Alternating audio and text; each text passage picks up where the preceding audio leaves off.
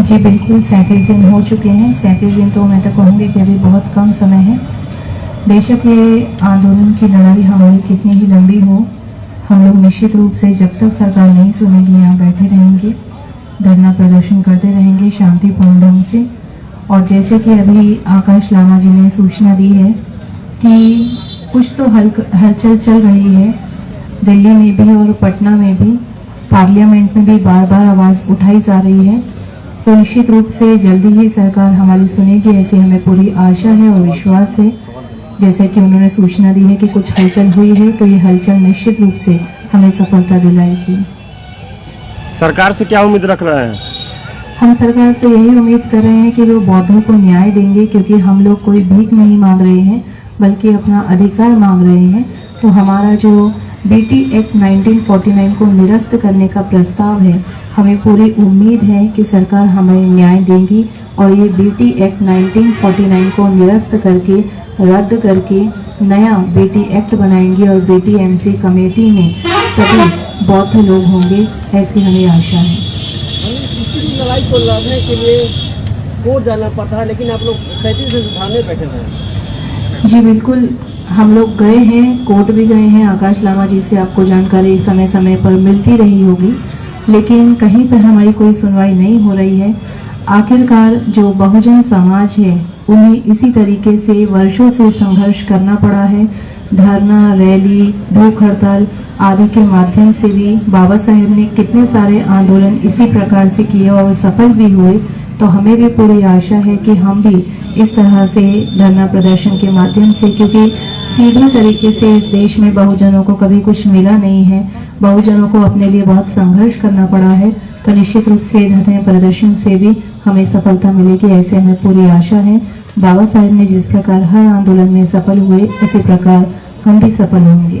बिल्कुल जी, एक प्रश्न है। आज नागपुर में दीक्षा भूमि से संविधान चौक तक शांति मार्च निकलने वाला था, सबसे बड़ा, उसे आज पुलिस ने रोक दिया है, क्या कहना चाहेंगे? देखिए, कुछ दिन पहले जिस दिन हम लोग नागपुर से निकले 17 तारीख को, उसी दिन हम सुबह निकले और 17 तारीख को शाम को ही खबर आई कि नागपुर का एक क्षेत्र है महल में कुछ हिंदू और मुस्लिमों के बीच में झगड़ा हुआ, वहां आग लगी, वहां पर धुएं से भरे हुए बम भी फेंके गए, पुलिस को भी जख्मी किया गया, डीसीपी को भी जख्मी किया गया और वो इतना ज़्यादा दंगा फसाद हो गया। और हम जानते हैं कि इस्लाम में अभी इस समय रोज़ा भी चल रहा है, मुस्लिम भाइयों का, उनकी ईद भी आने वाली है, तो कहीं ना कहीं वो दंगा बहुत ज़्यादा भड़का और उसकी वजह से नागपुर में 144 धारा लगा दी गई और 144 धारा की वजह से ही आज जो नागपुर में दीक्षा भूमि से एक बहुत बड़ा शांति मार्च निकलने वाला था, उसे रद्द किया गया है। परंतु हमें पूरी आशा है कि जल्दी ही ये दंगा शांत होगा और फिर से जो बौद्धों का महाबोधि महाविहार मुक्ति आंदोलन के लिए शांति मार्च था, उसके लिए जल्दी ही एक तारीख सुनिश्चित की जाएगी। 144 धारा हटते ही ये शांति मार्च और तेजी से नागपुर में फैलेगा। आपको नहीं लगता कि आप लोगों के आंदोलन को सरकार तवज्जो नहीं दे रही है? नहीं, हमें नहीं लगता है, क्योंकि जैसे आकाश लामा जी ने अभी बताया कि कुछ तो हलचल चल रही है और आप लोगों का इतना सहयोग हम लोगों को बना है कि आप लोगों के माध्यम से देश विदेश में कोने कोने में हमारी बात जा रही है, पार्लियामेंट तक भी हमारी बात बार बार उठाई जा रही है। धीमी गति हो सकती है, परंतु वे बिल्कुल ध्यान नहीं दे रहे हैं, ऐसा नहीं है। महाबोधि के सामने हम लोग बैठे, वहां से हमें उठा दिया गया, इसका मतलब कुछ तो ध्यान दिया जा रहा है, तभी वहां से उठाया गया। अगर ध्यान ना दिया जाता तो हमें वहां बैठने दिया जाता। यहाँ भी हम बैठे हैं, यहाँ पर भी हमें पता चला कि कुछ ना कुछ तो समस्या चल रही है, कि जल्दी हो सकता है हमें यहाँ से भी हटाने का प्रयास किया जाएगा, ऐसी हमें आशंका है। तो निश्चित रूप से कहीं ना कहीं तो उन्हें हमारे इस धरने की जानकारी है और हमारी ताकत की जानकारी है, इसीलिए वहाँ हलचल मच रही है और निरंतर वे भी अपनी योजना बना रहे हैं कि किस प्रकार इस धरना प्रदर्शन को, इस आंदोलन को विफल किया जाए। इसके लिए वो भी अपना प्रयास जरूर कर रहे हैं। इसका मतलब कुछ ना कुछ तो वो हमारी बातों को देख रहे हैं, सुन रहे हैं और संज्ञान में ले रहे हैं। आंदोलन इसलिए किए जाते हैं कि कहीं ना कहीं एक जनमानस के हक अधिकारों को छीना जा रहा है, उन पे कब्जा किया जा रहा है। ठीक है, जो उसकी भावना आहत होती है, वो अंतर्मन से दुखी होता है। तो उसके अंदर एक एकता का बल निर्माण होता है कि मैं एकजुट हो जाऊं और अपने हक अधिकारों की लड़ाई लड़ूं। तो लड़ाई जैसे 20 मार्च को बाबा साहब डॉक्टर अंबेडकर जी ने चौदार तालाब के लिए, जो सार्वजनिक तालाब था, उस समय सार्वजनिक कुएं भी होते थे, तालाब भी होते थे, पर विशेष उन तालाबों में विशेष संप्रदाय का कब्जा, जो ऐसे समुदाय को पानी पीने से रोकते थे कि पानी नहीं पी सकते, उनकी लड़ाई बाबा साहब डॉक्टर अंबेडकर जी ने आज के दिन से लड़ी और उनको सफलता मिली। और तब जाके पूरे भारत के लोगों को, अछूतों को, जिनको तालाब से कुएं से पानी पीना मना था, वो स्वच्छ शीतल जल पीने के योग्य बने। आज आंदोलन क्यों किया जा रहा, और आंदोलन को करने के लिए पूरे भारत का भिक्खु संघ बैठा है, भिक्खुणी संघ बैठा है। दो से बौद्ध उपासक उपासिकाएं चलकर आए हैं। ये अपनी ताकत दिखा रहे, एकजुटता दिखा रहे। पहले तो इसलिए दिखाई जा रही है कि महाबोधि महाविहार में जो कानून बना के बौद्धों के साथ जो छल हुआ है, बौद्धों के साथ, उनकी संस्कृति के साथ जो छल किया जा रहा है 75 सालों से, वो छल रोके। जो सरकार के सामने किया जा रहा है, सरकार उसे होते हुए देख रही है 75 सालों से। कानून कहता हमारा संविधान कहता है कि कानून से जो भी हक मिला है, जो अधिकार मिला है, उसे देश के प्रत्येक नागरिक तक पहुंचाया जा सके। यहां तो बात नागरिक की भी नहीं है, यहां तो बात पूरे बौद्ध उपासकों की है, बौद्ध भिक्षुओं की है, पूरी बौद्ध धरोहर की है, बौद्ध विरासत की है। तो लड़ाई जो 75 साल पहले ये बेटी एक्ट 1949 का कानून बनाया गया, उसको रद्द करने की लड़ी जा रही है। तो उसके लिए मैं 3 बातें कह रहा हूं। हमारा आंदोलन सफलता की ओर है, जिसका सबसे बड़ा प्रमाण है बौद्ध भिक्षु। हमारा आंदोलन सफलता की ओर है, जिसका सबसे बड़ा प्रमाण है कि भारत के कोने कोने से बौद्ध भिक्षु बैठा। दूसरी सफलता का कारण है कि बौद्ध भिक्षुओं में त्याग है, समर्पण लेकर बैठे।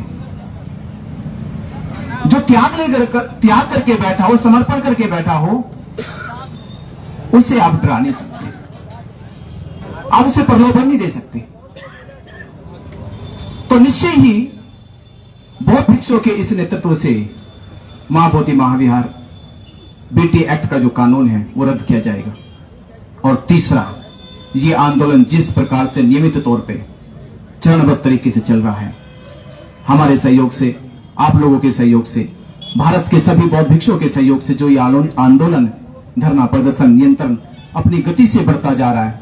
जब आपने देखा 17 दिन पहले वहां से गोलंबर से उठाया गया, तो आपने देखा कितनी कम संख्या थी, पत्रकारों की भी संख्या कम थी, बौद्ध भिक्षुओं की भी संख्या कम थी, उपासकों की भी संख्या कम थी। पर आज 37वें दिन, आज संख्या आपकी भी बड़ी है, बौद्ध भिक्षुओं की भी बड़ी है, उपासकों की भी बड़ी है, और पूरे देश में खबर फैल गई है। तो खबर फैल गई है, इसका मतलब यह कि आपका आंदोलन बिल्कुल सही गति से जा रहा है, सफलता की ओर जा रहा है। ये 3 बड़े जो मुझे लगे उपलब्धि के और सफलता के कारण महाबोधि महाविहार आने वाली बुद्ध पूर्णिमा तक, 12 मई तक, यह हमारा विश्वास है, यह उम्मीद लग रही है हमें कि 12 मई तक जल्द से जल्द सरकार द्वारा कोई ना कोई घोषणा होगी। और 5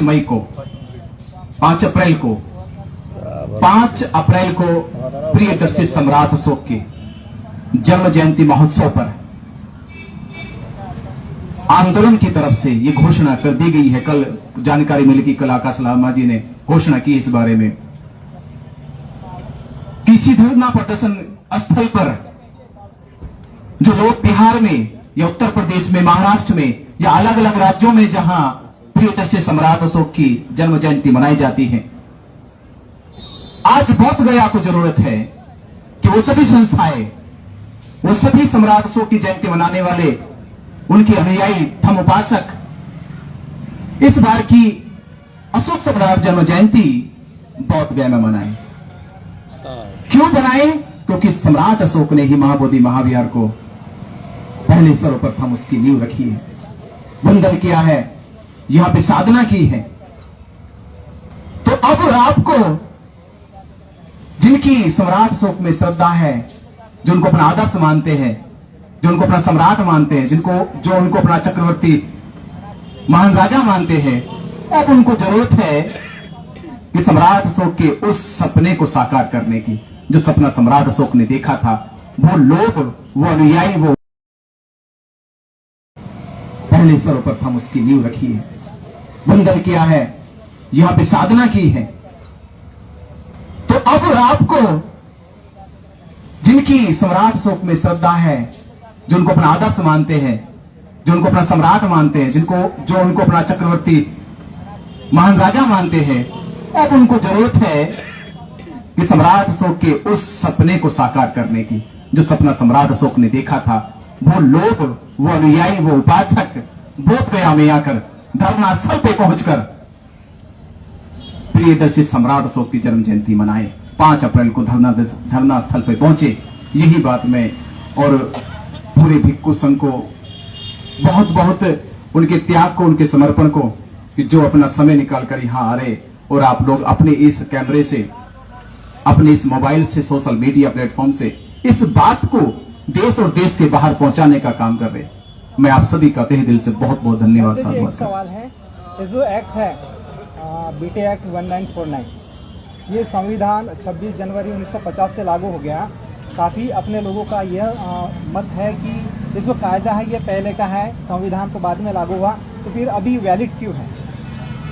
देखिए, 6 जुलाई 1949 को ये एक्ट बनाया गया और 26 जनवरी 1950 को भारत का संविधान लागू हुआ। पहली बात तो यह है कि जब ये एक्ट बनाया गया, इसके लिए कोई प्रस्ताव पास नहीं हुआ, असेंबली में नहीं हुआ, पार्लियामेंट में नहीं हुआ, और ना ही जो पहले ब्रिटिश गवर्नमेंट के समय समिति बनाने का जो एक्ट था 1882 के तहत, उसके तहत भी ये समिति नहीं बनी है। इसको अटेंडम बनाया गया है, एक कह सकते इमरजेंसी में बनाया गया। तो इमरजेंसी में बनाया गया, इमरजेंसी के बाद जब संविधान लागू हुआ, इस पे फिर किसी बौद्ध उपासकों ने, बौद्ध भिक्षुओं ने, हो सकता है कि प्रखरता से बात नहीं उठाई हो, और ये ऐसे ही अंधेरे में चलता रहा।